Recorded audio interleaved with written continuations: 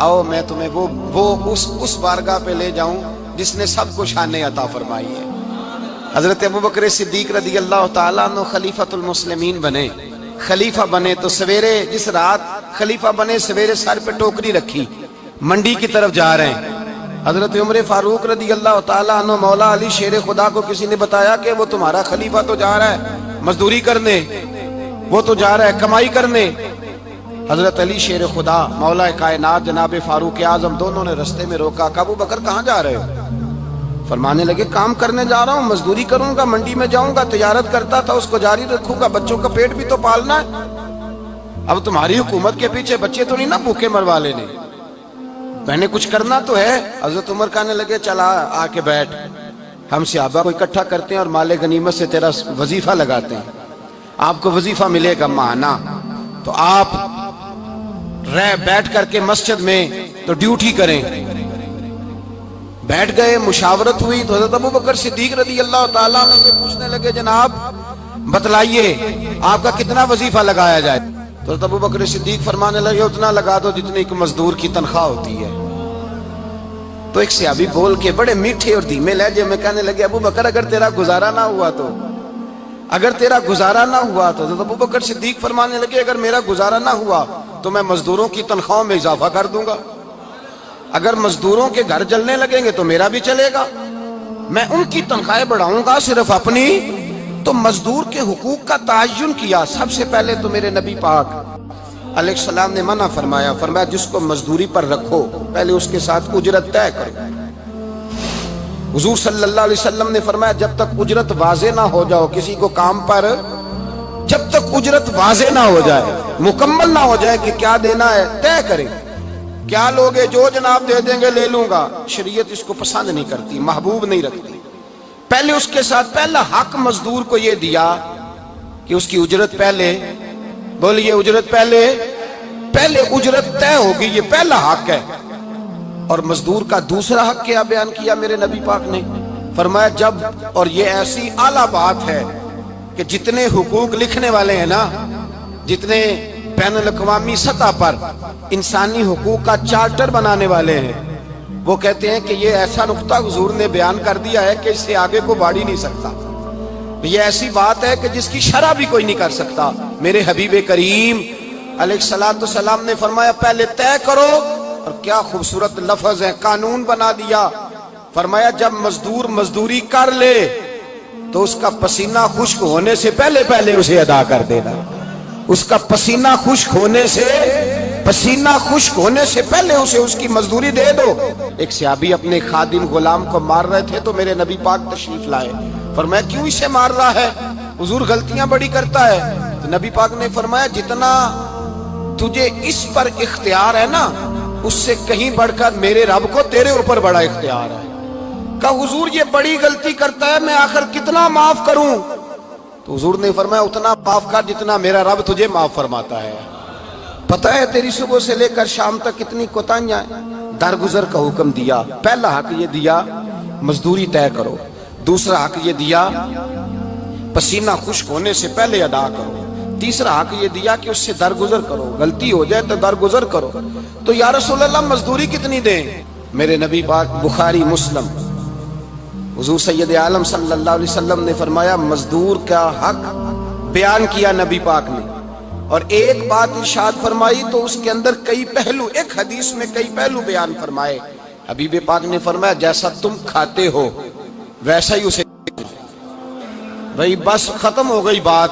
اتنی بڑی بات کر دی سرکار نے۔ کبھی دیکھا ہے آپ نے کہ مزدور کو ایسے ہی کھلایا جا رہا ہو جیسا مالی کھا رہے ہیں؟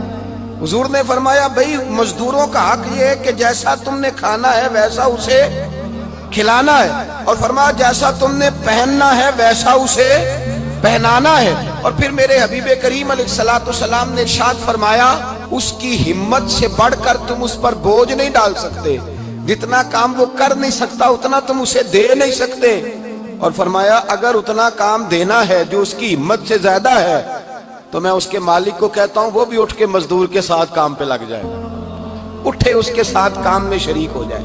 مزدوری کا بھی تعین فرمایا، اور پھر اس کو کام کس مقدار کا دینا ہے۔ مزدور کو किस कदर ज्यादा उस पर बोझ डाला जाएगा, ये भी मुस्तफा करीम ने बयान फरमाया।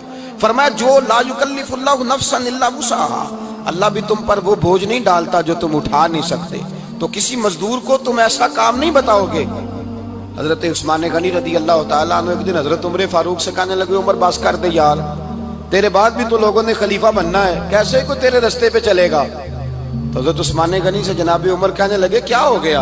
आप फरमाने लगे कल मैं देख रहा था कि लोग बाग में मजदूरी कर रहे थे और आप अमीरुल मोमिनीन होके उनका हाथ बटा रहे थे, हाथ बटा रहे थे। तो हजरत उमर कहने लगे बूढ़े थे, बीमार थे, मजदूरी कर रहे थे तो पसीना बह रहा था, क्या हो गया अगर थोड़ा सा मैंने साथ दे दिया। हजरत जनाब सैयदना फारूक आजम ये लफ्ज कहते हुए रो पड़े। आप फरमाने लगे मैं किसी बादशाह का शहजादा नहीं, मैं भी उसी बाप का बेटा हूं जो ऊंट चरा के गुजारा किया करता था। मैंने आगे बढ़ के लोग हैसियत भूल जाते हैं, अपनी हैसियत भूल जाते हैं। अल्लाह तबारक व तआला जब कुछ अता करता है उनका रवैया अपने मातहतों के साथ इतना सख्त और जाबिराना आमिराना हो जाता है, इस कदर ज्यादा उनके लबो लहजे में कड़वाहट आ जाती है, इस कदर ज्यादा उनकी तबीयतों के अंदर सख्ती और गुरूर भर जाता है कि वो एहसास ही नहीं करते कि जो सामने बैठा है वो बड़ा एक दुखी इंसान है और वो तकलीफ में है, वो आजमाइश में अपने आप को मुब्तला समझ रहा है। हजरत अबू ज़र गिफारी रदी अल्लाह तआला अन्हु फरमाते हैं मैं अपने मातहतों के हक में बड़ा सख्त था, सख्त थी मेरी तबीयत, मेरे गुलामों की जुर्रत ही नहीं थी कि वो मेरे सामने गुफ्तगू कर सकें और ठहर भी सकें। फरमाते हैं जिस दिन मैं कलमा पढ़ने गया, जिस दिन मैं हुजूर की बारगाह में, तो मैंने कहा हुजूर कोई खास नसीहत, तो नबी पाक ने फरमाया मेरी नसीहत तेरे लिए ये है कि जैसा तूने खाना है वैसा ही गुलाम को खिलाना है, जैसा तूने पहनना है वैसा ही गुलाम को पहनाना है। हजरत अबू ज़र कहते हैं जो मेरे अंदर कमी थी वही मेरे नबी ने नसीहत कर दी, जो मेरे अंदर कोताही थी वही गैब जानने वाले रसूल ने बतला दी। फरमाते मैं घर गया, जब मैं जाता था तो मुलाजिमों का सांस खुश्क हो जाता था, वो कांपने हाँपने लगते थे कि जाने अब ये क्या करेगा। हजरत अबू ज़र गिफारी फरमाते मैं गया, एक शख्स से मैंने कहा खाना पकाओ, खाना पकाया, दस्तरखान पे लगाया और अपने सारे मुलाजमों को कहा आओ यार मेरे साथ बैठ के रोटी खाओ, आओ सारे मेरे साथ बैठ के खाना खाओ।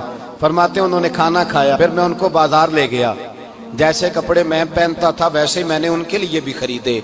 फरमाते हैं मेरे गुलाम कहने लगे आका खैर तो है ना, खैरियत तो है ना, क्या हुआ, मिजाज मुबारक तो ठीक है, क्या क्या हो गया। और ये जो हम फिजा को इतना खूबसूरत देख रहे हैं और ये जो हम इतनी प्यारी रिमझिम बरसती देख रहे हैं, ये जारी रहेगी या एक दिन की है। तो हज़रत अबू ज़र गिफारी रो पड़े, कहने लगे अब तुम्हें अबू ज़र गिफारी बदला हुआ मिलेगा, इसलिए कि अब मैं वो नहीं रहा, अब मैं रसूलुल्लाह का कलमा पढ़ के गुलाम मुस्तफ़ा बन गया हूँ, अब मैं बदल गया हूँ, मेरी तबीयत बदल गई।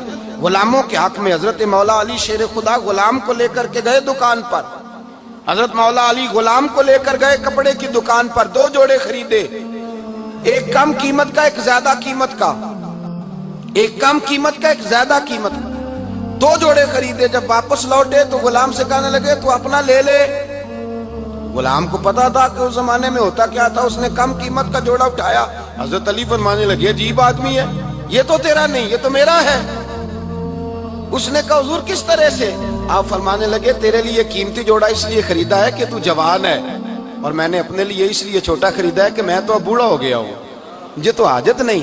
कहने लगा हुजूर बूढ़े और जवान का मतलब नहीं, आप अली हैं, मन कुन्तु मौला फ़हाज़ा अलीयुन अली मौला, अली मौला, आप चूंकि मौला अली हैं और आप अमीरुल मोमिनीन हैं, लिहाजा आपने तख्त पर बैठना है, आपने सल्तनत को चलाना है, आप पहनिए। हज़रत अली फरमाने लगे तू मेरा गुलाम बना है ना, तूने अभी मेरे नबी का दीदार नहीं ना किया, तू बाद में आया है ना, अगर तू उस दौर में होता तो जान जाता कि ये अमल मेरा है, पर इसके पीछे जो नसीहत के फूल है वो मुस्तफा के अता फरमाए।